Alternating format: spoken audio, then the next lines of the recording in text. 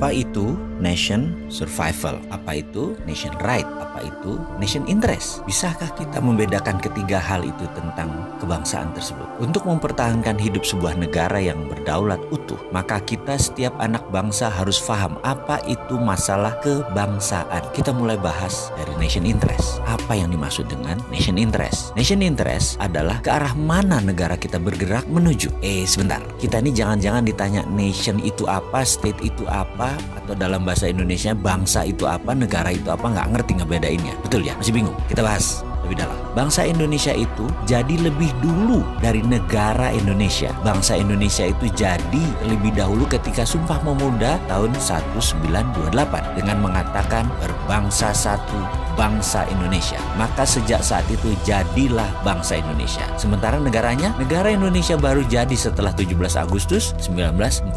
Baru ada yang namanya NKRI, baru ada negara atau state. Bangsa atau nation itu ada haknya, ada right-nya, dan ini yang harus ditegakkan. Bagaimana menegakkan nation interest? Dalam jangka panjang, kita ini harus memiliki sistem bernegara yang kuat. Kita ini harus memiliki sifat bangsa yang penuh dengan kompetensi. Salah satu pentingnya bernegara adalah kita memahami prinsip bernegara. Yang membedakan negara Indonesia dengan Singapura, yang membedakan Indonesia dengan Cina, yang membedakan Indonesia dengan Amerika adalah prinsip bernegara masing-masing. Ada value yang ditanam di setiap negara. Ada prinsip yang dianut di setiap negara. Misalnya Bill of Rights-nya Amerika, Liberté, Égalité, dan Fraternité-nya Perancis. Cina dengan BRI-nya, Belt Road Initiative. Indonesia dengan Five Principle atau Pancasilanya. Kita sekarang melihat negara yang sulit dikontrol karena populasinya 1,5 miliar manusia, yaitu bangsa Cina. Bagaimana bangsa Cina ini supaya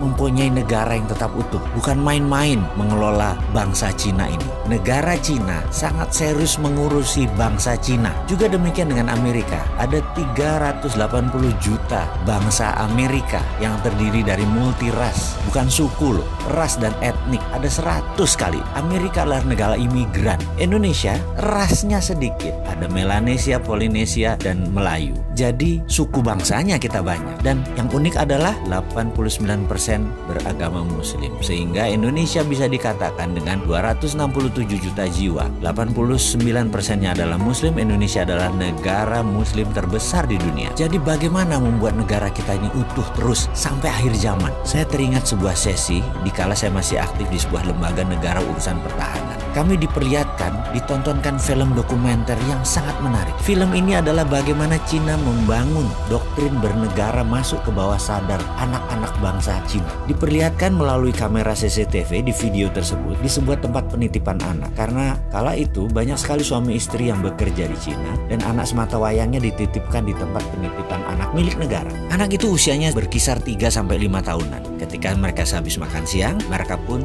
tidur siang secara bersama-sama. Kira-kira jam 1-an kira-kira. Dan baru terlelap 15 menit lalu disetel lagu kebangsaan Cina. Ajaib, anak-anak itu bangun berdiri tegak sikap sempurna. Walaupun matanya tertutup, badannya doyong-doyong. Sampai lagu tersebut berakhir kira-kira 1,5 menitan. Lalu mereka melanjutkan tidur lagi. Dan ini bagi saya luar biasa sekali. Lalu ada di sesi lain. Mereka kan tinggal di rumah susun, yang apartemen itu. Dimana di sore hari banyak anak-anak lagi main basket, main bola, main tai chi, dan beragam aktivitas sore. Pada pagi dan siangnya, di tiang-tiang itu dipasang speaker toa banyak oleh sebuah tim. Ketika puncak kegiatan mereka kira-kira jam 5 sore, kembali diperdengarkan lagu kebangsaan Cina. Apa yang dilakukan? Anak-anak tadi yang lagi lari, lagi bergerak, tahu-tahu anak-anak itu semuanya diam, berdiri dengan sikap sempurna ketika lagu kebangsaan Cina tadi diperdengarkan. Mereka diam sampai lagu tersebut habis, selesai dinyanyikan. Dan mereka hanya diam saja di posisi masing-masing. Kalau lagi ke timur yang ngadep timur, lagi barat yang ngadep ke barat gitu ya. Dan ketika lagu selesai, mereka berhamburan kembali beraktivitas. Jadi apa yang kita bisa ambil dari pelajaran bernegara Cina kali ini? Ada baiknya ke depan